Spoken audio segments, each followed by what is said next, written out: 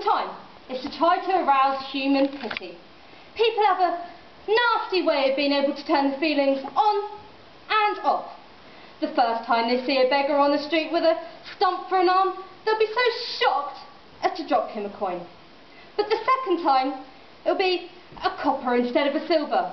And the third time, they're likely to call the police. It's the same with those noble texts. Consider this one, for example. Give, and it shall be given unto you. We've been using that for 3 weeks now, and it's useless already. One can search the Bible again, but it soon becomes impossible to find something new even there. Mr. Peachum, sir. I am Peachum. You in the business, friend of the poor. I was recommended to you. What's your name? Oh, please, Mr. Peachum. I've been unfortunate ever since I was a small boy. My mother was a drunkard and my father a gambler. I had to fend for myself right from the beginning, and without a mother's loving help. So now you see me. I see you. Completely down and out, victim of my own evil impulses. Like a hapless wreck on the watery waste, eh? I know the rest, so we'll take all that as read. Now tell me, you miserable wreck, in which district do you recite this tragic tale? I don't understand you, Mr. Peachum. You tell your sad story in public? Of course I have to. There was a most unfortunate happening in Castle Street yesterday. Castle Street? Yes, I've got it. You're the scab two of my boys spotted there yesterday. We let you off lightly, believing you just didn't know the good Lord's proper headquarters. Oh, Mr. Peachum, those gentlemen of yours really gave me a nasty thrashing. They gave me your business card. If I take my coat off, you can see the terrible wheels. I should hope so too. Otherwise my men will neglect their duty. Look, this city is divided into 14 districts. Anyone wishing to beg in this area must have an licence issued by Jonathan Jeremiah Peachum and Company. Why, if it weren't for that, anybody would go begging. Oh, Mr. Peachum, I've only a shilling or two between me and complete destitution. And with only 2 shillings in my pocket. £1. Oh, Mr. Peachum, please. 10 shillings. And 50% of your weekly takings, including the outfit. That'll be 70%. Name? Charles Filch. Right. Mrs. Peachum!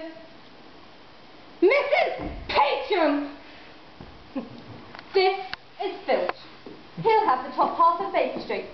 That'll come a little cheaper to you. It's only 50% there. You'd wish to start now, on the eve of coronation? The few days in a lifetime where there's chance of earning real money. Let's see. Outfit C for you, I fancy. What is all that? These are the 5 types of misery most likely to capture people's hearts. The pure sight of them brings on that unnatural state of mind where people are actually willing to give money away. That is the cheerful cripple, victim of modern road traffic.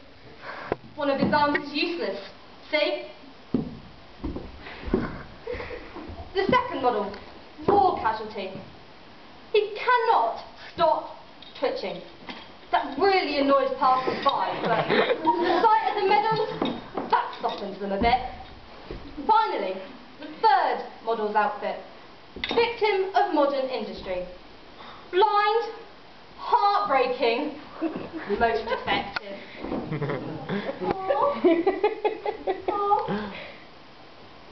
He feels pity.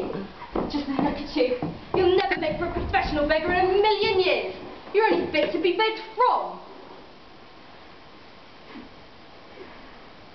Now, put these clothes on. But Mr. Peachum, aren't these rather dirty? Very, Mr. Peachum, very! And just get a move on, my lad. I'm not going to stand here and hold your trousers for you till Christmas. And off with your shoes. These were my mother's only present to me. I could never. Just shut it, my lad. I smell the same. Where's our daughter? Polly? Upstairs, of course. Was that man here, the one who always comes when I'm out? Don't be so suspicious, Jonathan. I've never met a finer gentleman than the captain. I think he's taken quite a fancy to our Polly. There you go, Celia. If our Polly had a husband, he'd soon have us in a grip. No doubt about it. Do you think she could keep her mouth shut in bed any better than you can? That's a fine opinion of our daughter you have. The worst, the very worst. She's hot for anyone. Well, she certainly never got that from you. My Polly to marry. Why, I counted on her to look after me in my old age. I'll soon knock the notion of marriage out of her quick enough. What a thing to say, Jonathan. You're just an ignorant brute. An ignorant brute? You just tell me this fine gentleman's name. Well, he's always just called the captain. You haven't even asked his name. That's a fine way to carry on. You'd hardly expect us to ask him for his birth certificate and all. And him kind enough to ask to a dance at the Octopus Hotel. Where did you say? It's at the Octopus Hotel. Real chicken. The captain at the Octopus Hotel. Hold on. This fine gentleman's never touched me or our Polly, except with his kid gloves on. Kid gloves? Yeah, he always wears kid gloves. And a stick with an ivory handle and spats all over his patent leather shoes?